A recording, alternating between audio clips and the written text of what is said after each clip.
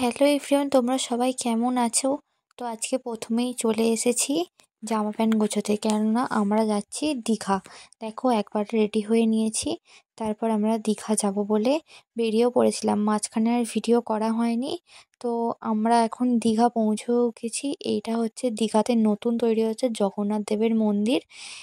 প্রচুর বড় করছে মন্দিরটা, পাশে অনেক ফ্ল্যাটও হচ্ছে। আশা করি পরের বার এসে এই মন্দিরটা দেখতে পাবো। অনেক বড় করেছে মন্দিরটা, আর খুব সুন্দর হচ্ছে মন্দিরটা। তারপর আমরা ওল্ড দীঘায় নেমেছিলাম। ওল্ড দীঘায় নেমে এখানে চারিপাশটা দেখছিলাম ভোরবেলা। খুব সুন্দর লাগছিল ওল্ড দীঘাটা, জানো তো। আর এমনিও ভোরবেলা সমুদ্র ধারটা খুব সুন্দরই লাগে। এ দেখো সমুদ্র দেখে তো আমার এখানে খুবই ভালো লাগছিল। আর আমি অনেক দিন পর ঘুরতে গেছি, ঠিক আছে, মানে সেই করোনা হওয়ার পর থেকে ঘুরতে যাওয়াই হয় না সেরকম। অনেক দিন পর মানে এরকম ফ্যামিলির সাথে ঘুরতে এসেছি। মাঝখানে গেছিলাম একবার শান্তিনিকেতন। তারপর আমরা হোটেলে গিয়ে জিনিসপত্র সব রেখে একটু ফ্রেশ হয়ে সমুদ্রে চলে এসেছিলাম স্নান করার জন্য।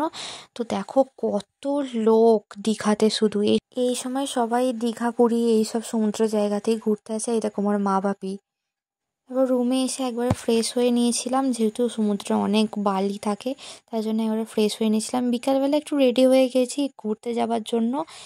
সেরকম কিছু নয়, কাছাকাছি একটু ঘুরতে যাওয়ার জন্য রেডি হয়ে গেছি। দেখো আমরা গাড়ি করে চলেও যাচ্ছি ঘুরতে, আমাদের গাড়ি এসেছিলো, গাড়ি করে যাচ্ছি।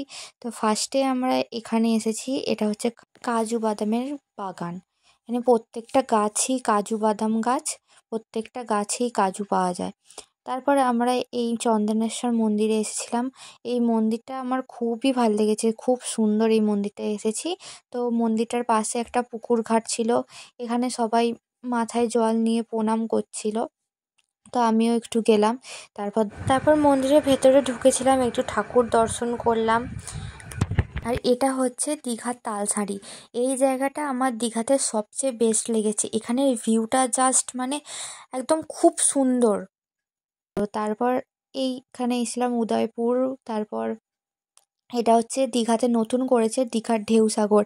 এর ভেতরে সব কিছু আছে, জিনিসপত্র কেনা যাচ্ছে, অনেক খেলাও ছিল, ঠিক আছে, মানে খাওয়া দাওয়া সবই, মানে সব কিছু এর ভেতরে পাওয়া যাচ্ছে।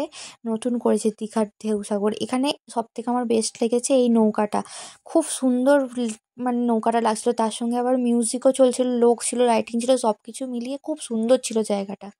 আর এই উদয়পুরের সিঁড়িতে উঠতে উঠতে তো আমার পা ব্যথা একদম হয়ে গেছে। তো চলো, প্রথম দিনের ব্লগটা এই পর্যন্তই। দ্বিতীয় দিনের দীঘার ব্লগ নিয়ে খুব তাড়াতাড়ি আসছি।